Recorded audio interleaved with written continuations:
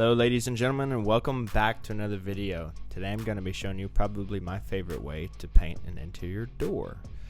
As you'll notice, this door here is technically primed from the factory, but their prime coats are always pretty splotchy, and we always will put down our own primer. So before we do anything, we're going to degrease the entire surface. It really doesn't matter what you use on this. I've seen a lot of people use denatured alcohol, acetone, or other strong solvents. For what we're doing today, we're not going to do anything nearly that strong. We can just use a medium grade cleaner. For instance, right here I'm using Simple Green. We use Simple Green all the time on a variety of projects and variety of surfaces, and it does extremely well. So we'll do both sides, and then we'll get ready for the next step, which is going to be scuff sanding this door. Now, I will be using a Festool and a Surfprep sander, a 3x4 and then an ETS 150. You don't have to use these sanders, you can use anything really. For that matter, you could do this by hand, because right now we're just doing a scuff sand. So we're using 320 grit and 220, and then that foam pad is a very fine. The biggest thing here is that we're not trying to sand it flat, because we want the imitated wood grain to still show through, and if we were to sand a whole lot, we would burn through and it would be flat in some areas, and then you would see wood grain in the other, and we don't want that. We want a very good, even, light sand across the entire surface. As you'll notice, when I'm sanding, it gets lighter as the sander passes over it, and that is telling you that the surface is being scuffed. The biggest thing is, once we're done, we want the entire door to have that same kind of scuff, that light scuff, almost hazy look. If there's any area that doesn't have it, you might not have sanded it quite enough, and that will show up in the finished product, because some areas will be sanded more and some areas will be sanded less, and we don't want that. We want it to be pristine. We want it to be glorious once we're done. Now I'm going to flip over the door and repeat the process. As I'm doing it right now, I'm using the bigger sander to sand all of the big flat surfaces, and then the smaller sander with the foam pad to sand all of the profiles on the inside. If you're doing this by hand, you can just do it all with, some sort of foam pad or something that contours well, and sand the whole surface like that.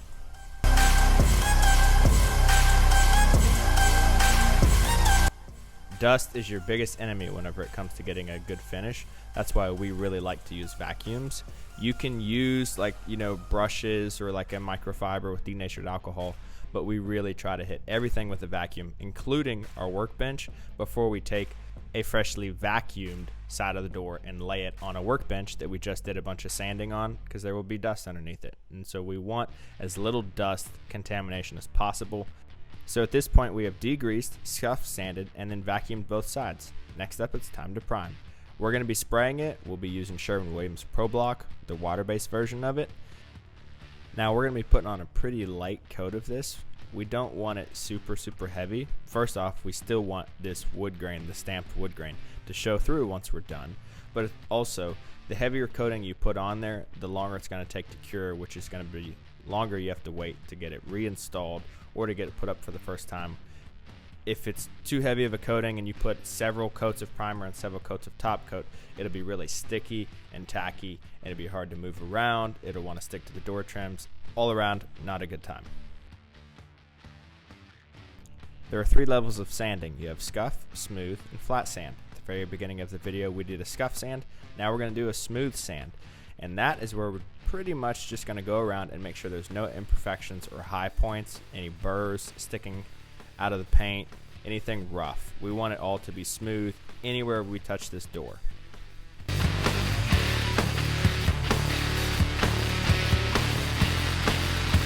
See these little rolls here? This is the primer as I'm sanding it off. It is semi tacky / gummy, and it's really important that you vacuum all of this off before you flip over this door, because whatever you have under this door, when you flip that over, those little pieces are going to get embedded back into the coating, and you're going to have to resand it again. Just like before, clean off your surface, sand it, vacuum it again, and then you're ready to move on to the next step, which is top coating it. We are going to be using Sherwin Emerald Urethane. This is a semi-gloss product. The color for this specific door was Gibraltar. This little fancy machine here is the Graco Quick Shot. We use it a ton on small one-off projects. Whether you've been painting for years or this is your first time you're having a go at it, always, if you can, stir your product as opposed to shaking it. This is really important because if you shake this product, you'll put a bunch of bubbles into the finish, and then whenever you spray the coating on, they'll be in the finish, and a lot of times they won't pop before the top of it starts to skim over, and you will see it, and then you have to sand again and just make more work for yourself. So save yourself the headache, just stir your product. If you're impatient like me, you're gonna want this time lapsed. So I'm gonna time lapse as we wait forever for this paint to go through this filter. It took, oh my gosh, I don't even know how long it took, to be honest, but for me it felt like an eternity. So we'll go ahead and prime our machine here. Now something I like to do here is add just a little bit of water, and I mean like a tiny amount of water. We're not trying to thin this product. All we're trying to do is just allow the material to run through this filter a little bit quicker so that I can run the material through the gun for a while, just to make sure there wasn't anything in the lines that would eventually get spit out onto the finished product.